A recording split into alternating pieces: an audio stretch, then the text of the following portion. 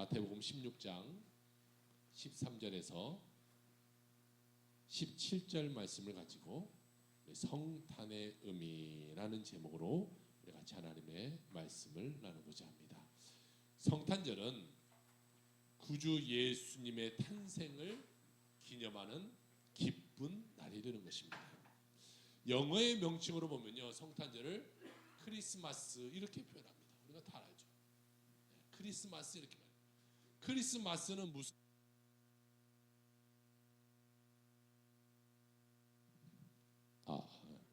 방송실에 설교가 너무 길까 벌써 줄여버리면 어떡해요.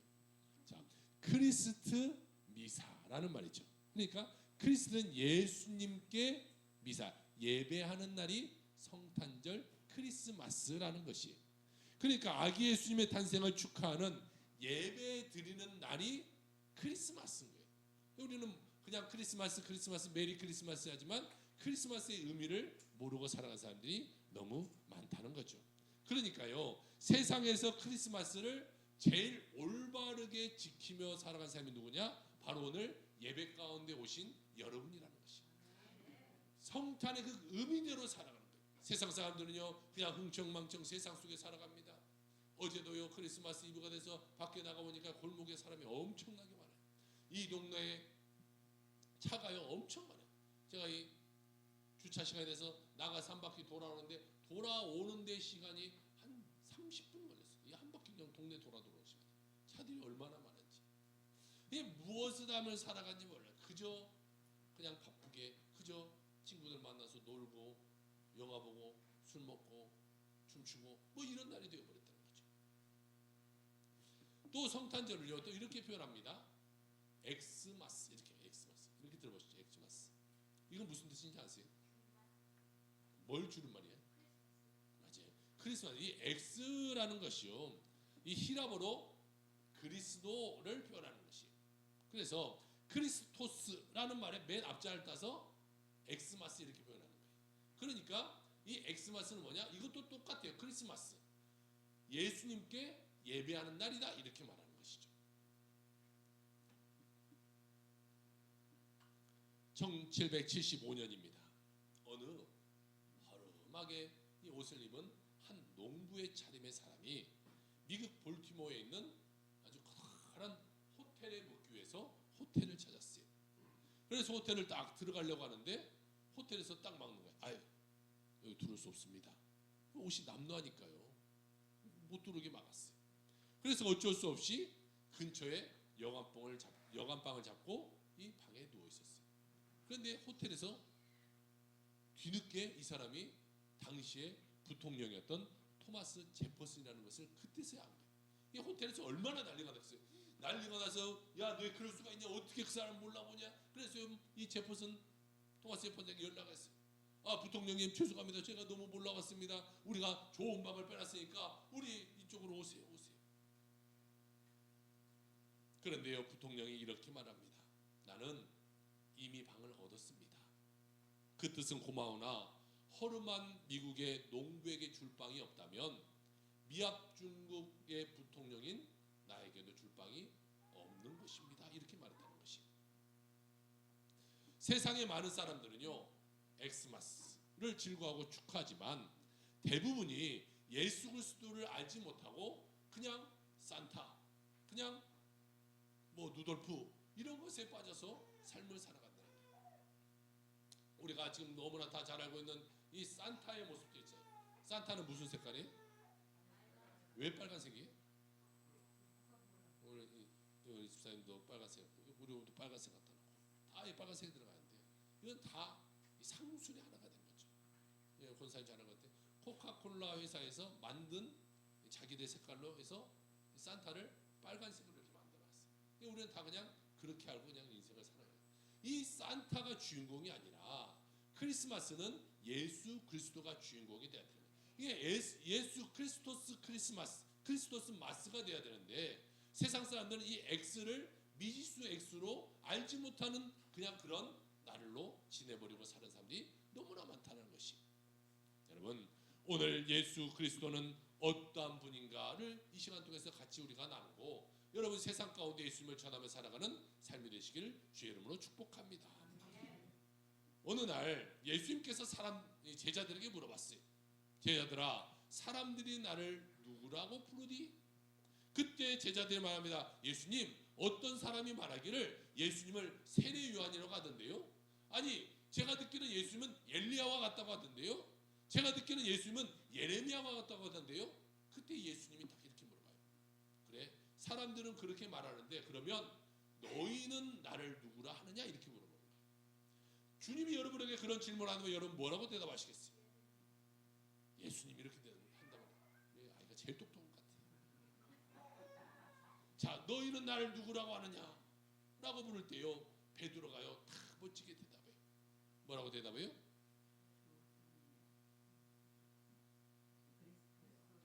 뭔가를 알긴 아는데 잘 제대로 몰라서 늘 문제겠죠. 모르면요 주보를 빨리 끝내. 다 답이 여기 있잖아요. 자, 시몬 베드로가 대답하여 이르되 뭐라고요? 16절 읽어보세요. 시작. 베드로가 이렇게 맥없이 하진 않았을 것 같아요. 그렇죠? 우리 힘차게 다시 한번 시작. 베드로가 멋지게 주는 그리스도시요 살아계신 하나님의 아들입니다 이렇게 고백을 합니다. 그러니까요, 예수님이 그 신앙 고백을 딱 들으시고 그래 네가 제대로 알구나 칭찬하시면서 한마디 더 딱 붙이십니다. 이를 너에게 알게 하니는 혈육이 아니요 하늘에 계신 내 아버지가 계시다. 다시 말하면 성령님이 너에게 그것을 알려주셨구나 이렇게 말하고 있는 것입니다. 오늘 성탄절의 주이신 예수님에 대해서 전하는 이 시간을 또 성령님 우리에게 함께 하셔서 여러분이 예수님을 누군지를 잘 깨달아 아는 그러한 시간 되길 주의 이름으로 축복합니다. 예수님은 어떤 분이냐? 첫 번째로 오늘 성경은 말하고 있기를 예수님은 신성을 가지신 분이다 이렇게 말하고 있어요. 예수님은요 완벽하게 100%의 신인 거죠. 신. 오늘날 자유신학자들은 이렇게 말해요. 아유, 예수님은 신이 아니고 우리와 똑같은 그냥 사람이야. 그냥 우리가 존경할 만한 그러한 사람이야. 더도 말도 아니고 그냥 우리와 똑같은 사람이야 이렇게 말하고 있어요. 여러분, 예수님이 신이 아니고 우리와 똑같은 인간이라면요 우리의 죄를 구원할 수 없어요. 왜? 죄가 있잖아요. 우리 인간에게는 죄가 있잖아요. 원죄, 자범죄 모든 것이 있기 때문에 우리 죄인이 죄인을 용서할 수 없잖아요. 여러분이 아무리 걸레를 깨끗이 빨았다고 해서 여러분이 그 식탁을 걸레로 닦은 사람이 있겠어요? 아니에요. 걸레는 걸레, 아무리 빨라도 걸레요. 그것으로 식탁을 닦을 수 없어요. 식탁은 깨끗한 행주로 닦아야 되는 것입니다. 우리 인간이 아무리 깨끗하고 할지라도요 인간은 인간이에요. 그러니까 인간이 인간의 죄를 용서해 줄 수가 없는 거예요. 그러니까 예수님의 신적인 요소가 없다면 우리를 구원해 줄 수도 없고 예수님의 부활도 있을 수도 없고 그러니까 예수님은 생명도 없는 분이고 예수님은 아무것도 아닌 분이 되는 거예요. 그냥 부처, 그냥 뭐 마음에 이런 종류의 사람밖에 안 되는 거예요. 존경할 만한 인물밖에 안 되는 거예요. 예수님은 그런 우리 인간이 아니라 완벽한 신이셨다. 이것을 우리는 믿고 나가야 되는 것이에요. 그래야 그 완벽한 신인 예수님이기 때문에 우리를 대신할 수 있는 것이고 십자가에 달려 놓아서 우리의 죄를 용서할 수 있는 것이고 우리를 구원할 수 있는 것이고 우리의 저 천국으로 인도할 수 있는 분이 되시게 된다는 것입니다. 이것을 제대로 깨닫지 못하니까요 요즘의 사람들이요 그냥 시대로 가는 거예요. 예수님이 신적인 요소를 알지 못하니까 그냥 교회들이 힘이 없이 그냥 무너져 가게 되는 것입니다. 예수님은 육신의 아버지를 갖지 않고 이 땅에 오셨어요. 성령으로 기적적으로 잉태되신 분이십니다. 여러분 이와 같이 태어난 사람은요 인간 역사상 아무도 없죠. 그럴 수도 없죠. 하나님은요 이런 인간들이 태어나는 전통적인 방식을 다 깨어버리고 하나님인 예수님이 이 땅 가운데 우리 인간의 몸으로 나올 수 있도록 만들어 주셨다는 것입니다. 아이고 목사님 어떻게 그럴 수가 있어요? 남자와 여자가 만나야 아이가 생기지 어떻게 안 만나고 그 아이가 생길 수 있습니까? 그게 말입니까? 성경에 그렇게 되는데 그걸 어떻게 믿습니까? 그래서요 성경은요 하나님이 그걸 다 알고 답도 미리 주신 것 같아요. 창세기 18장 14절에 이렇게 말씀하고 있네요. 여호와께 능치 못할 일이 있겠느냐. 우리의 생각으로 생각하니까 여러분 하나님을 믿지 못하는 거예요. 여러분 보세요. 이 아이들하고 어른들하고 이야기도 대화가 잘 안 될 때가 있어요. 왜? 아이들은 그만치 이해력이 부족해요. 사회를 덜 살았으니까 그걸 알지 못해요. 그런데 부모는 사회를 살아고 많은 경험을 하고 보니까 그것이 그거라는 것을 깨달아요. 어른과 아이가 차이가 있는데요. 신적인 하나님과 우리는 얼마나 차이가 있겠어요. 우리가 아무리 노력해서 알려고 해도 알지 못하는 거예요. 똑같은 피조물인 우리 원숭이라고 할지라도 원숭이에게 아무리 가르친다고요, 원숭이가요 여러분 앞에 와서 이렇게 찬양을 할 수 있겠어요? 물론 춤이나 출 수 있을지 모르겠지만 할 수가 없는 거예요.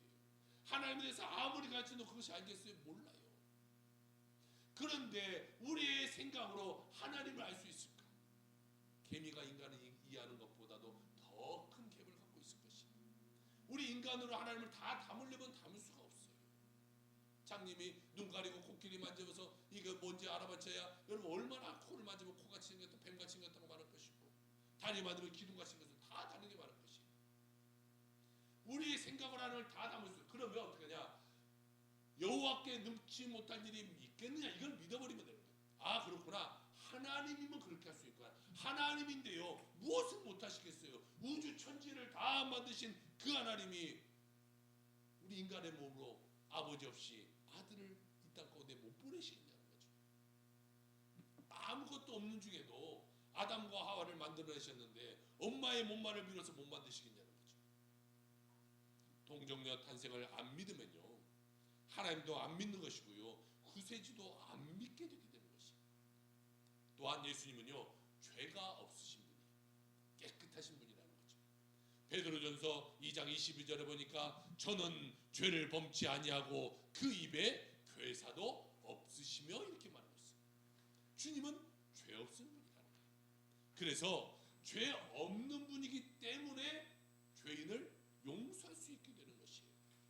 깨끗한 것으로 더러운 것을 닦을 수 있는 것이요. 더러운 것으로 더러운 거 닦아봐야 얼룩만 찌는 거 똑같아요.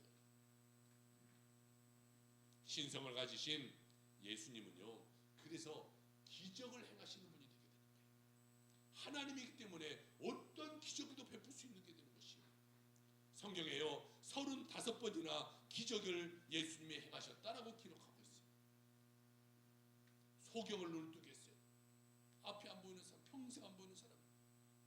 앉은 매가 일어서게 되고요. 죽은 자가 살아나고요. 중풍병자가 일어나고요.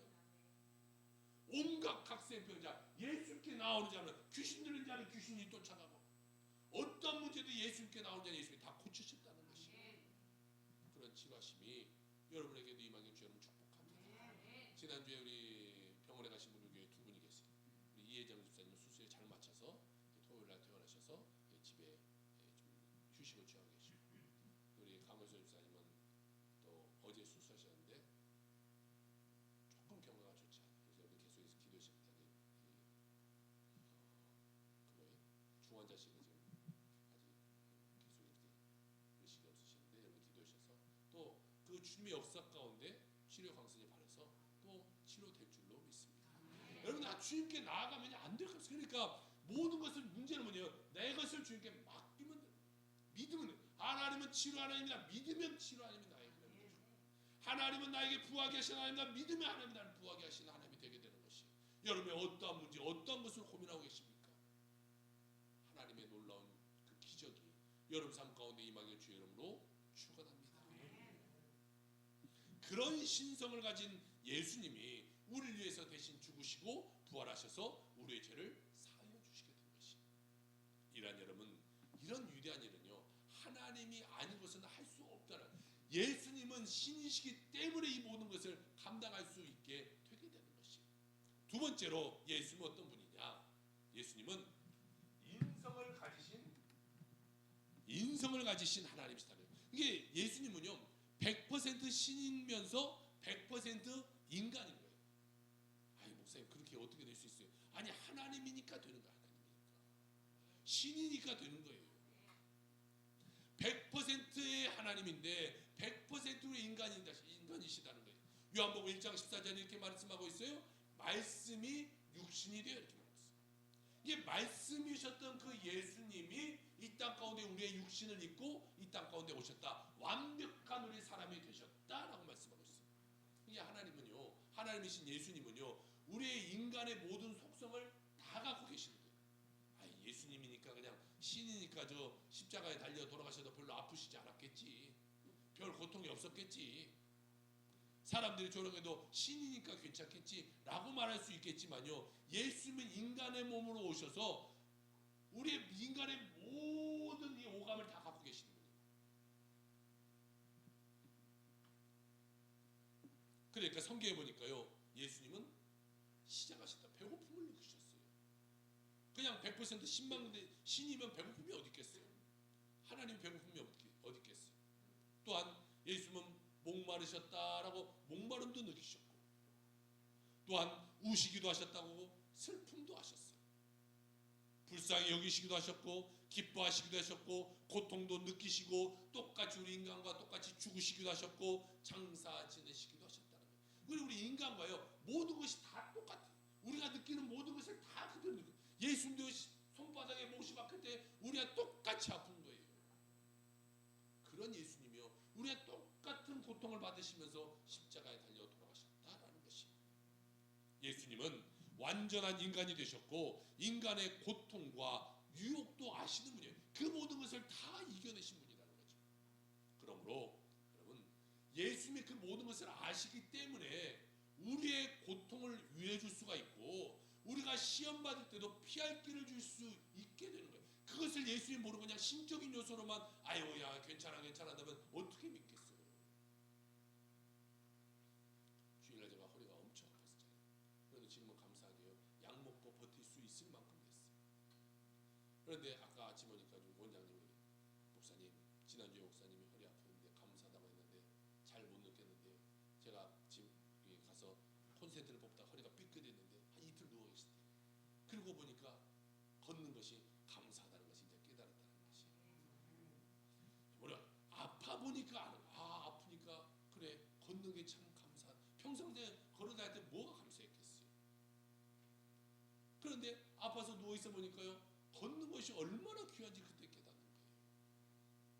병원에 가서 누워 있어 보세요. 병원 생활 안 하는 것만도 얼마나 감사한지 몰라요. 평생 누워서 사시는 분도 있잖아요. 그럼 우리가 얼마나 감사해요. 그보다 낫잖아요. 우리 하율이가 손을 좀 다치고 왔던데, 손이 없는 사람보다 낫잖아요. 훨씬 좀 다칠 수 있지만 다치면서 손에 귀중함을 알잖아요. 그러니까 다음부터 더 조심하는 것입니다. 주님은 우리가 똑같이 모든 것을 아신다. 아프시고 고통당하시고, 그렇기 때문에 우리의 마음을 그대로 아시는 거예요. 그래, 우리 누구누가 너무 힘들고 어렵구나, 누구누가 너무 괴롭겠구나, 내가 위로해줘야지, 내가 도와줘야지. 주님 우리에게 똑같은 마음 갖고 계신다는 거예요. 예수님은요, 그래가 저 우주 끝에 그냥 우리 알지 못하는 곳에 계시는 그런 분이 아니라 우리 곁에 계셔서 우리의 형님 되시고, 우리의 동반자 되시고, 우리의 친구 되셔서 우리의 모든 염려와 문제를 맡아주시는 그러한 주님이 되신다라는 사실을 믿으시길 주를 축복합니다. 그러니까 주님 모든 것을 아시니까 주님께 맡기면 되는 거예요. 주님이 아시잖아요, 나 힘든 거. 주님 이렇게 고통당하는 거 아시잖아요. 주님 나 고쳐주세요, 나 변화시켜주세요. 여러분 주님께 맡기며 나가는 여러분의 삶이 되길 주님을 축복합니다. 마지막 세 번째로 예수님은 누구시냐? 인간의 구세주시다라고 말씀하고 있어요. 예수님은요, 이 땅 가운데 왜 오셨어요? 예수님 이 땅 가운데 왜 오셨어요? 우리가 예수님이 오신 것을 오늘 탄생을 축하했는데 예수님이 왜 오셨어요? 구원하기 위해서. 다시 말해 다른 걸로 바꿔보면요, 예수님은요 죽기 위해서 이 땅에 오셨어요. 죽기 위해서. 우리를 위해서 대신 죽어주시려고 이 땅 가운데 오신 거예요. 우리 하나님이 이렇게 인간을 보니까요, 아무리 해도 안 되는 거예요. 마치 다 우리 똑같이 중이병에 걸린 우리들의 모습처럼 아무리 가르쳐줘도 안 되고, 이렇게 해도 안 되고, 저렇게 해도 안 돼요, 안 돼. 그러니까 천국까지 못하고 계속해서 지옥 가는 인생만 되니까 아유 안 되겠다, 안 되겠구나, 내가 가서 한 번에 그거를 고쳐줘야겠구나. 그래서 예수님이 이 땅 가운데 오셔서 예수님이 대신 그냥 죽어져 버리시고, 우리가 죽어야 될 것을 대신 죽어주시는 거예요. 그래서 예수님이 이 땅 가운데 왜 오셨냐? 죽으러 오셨다. 저 아이가 태어났는데 아이가 좀 잘 자라기를 바라요. 그런데 우리 모두는 다 다 잘 되길 바래. 근데 예수님만은 이 땅 가운데 오신 것이요, 죽으러 오시려고 대신. 이 땅에 죽으려고 태어난 사람이 어디 있어요? 인자가 온 것은 잃어버린 자를 찾아 구원하려 하심이라, 그 목적을 가지고 이 땅 가운데 죽으러 오셨다는 것이요. 그 이름을 예수로 하라. 이는 저가 자기 백성을 저의 죄에서 구원할 자이심이라 하고 성경은 말씀하고 있어요. 예수님은요, 우리를 구원자 되십니다. 우리를 다 모아서 저 천국으로 인도하실 분이 예수님이라는 거예요. 그러니까 구원의 열차에 우리는 탑승하기만 하면요, 예수님이 기차를 몰고 가서 저 천국으로 우리를 데려다 주는 거예요. 우리가 운전할지 몰라도 괜찮잖아요. 차에만, 부산 가는 차에만 타고 있으면 자고 있어도 부산에 도착하잖아요. 운전사가 눈 시퍼렇게 되고 운전 잘해서 도착하게 되는 거예요. 그런데 예수님이 그 구원의 열차에 차장 되시니 여러분, 우리가 걱정할 게 뭐 있어요? 평안하게 그 차 타세요. 달걀도 까먹고 나도 귤도 까먹고 라면도 끓여 먹고 그냥 쉬고 있으면 그 자리에 도착하게 돼요. 여러분, 이 구원의 열차의 방주에 올라서 저 천국 갈 때까지 평안히 삶을 살아가는 여러분의 삶이 되길 주로 축복합니다. 주님이 우리를 인도하신다, 우리의 구세주시다, 이것을 믿고 나가면 하면 되는 것이에요. 그것을 못 믿고 계속해서 내렸다가 한 역 가서 또 내리고 이게 맞는가 보고 또 약간 내렸다가 그러다 보면 기차 가버리는 거예요. 방황하지 마시고 한 번 올라탄 구원의 열차 가운데 정말 하나님의 나라 가는 그날까지 우리가 늘 같이 탑승하고, 또 우리 여러분 주위의 가족들, 믿지 않는 여러분의 친척들을 함께 해서요, 주님의 구원의 열차 가운데 나아가는 귀한 우리의 삶이 되길 주로 축복합니다. 그래서 우리의 빈자리가요 다 채워졌으면 좋겠어요. 한 사람만 채워도요 이 빈자리가 채워질 것 같아요. 우리 2025년에는 우리가 정말 한 사람씩 꼭 전도해서 이 자리가 다 채워지기를 주의 이름으로 축복합니다. 한 7명은 안 하실 것 같네요. 여러 대해서 정말로 우리 빈자리를 채워가기 원합니다. 여러분, 예수님으로부터 매일매일 힘을 얻고 살아가는 여러분의 삶이 되길 주로 축복합니다. 예수님은 그러기 위해서 이 땅 가운데 오신 분이에요. 세상적으로 기웃거리는 인생이 아닌 날마다 주님 의지하고 날마다 주님께 기도하며 아기 예수님 탄생을 만방에 알리며 살아가는 여러분의 귀한 삶이 되시기를 주의 이름으로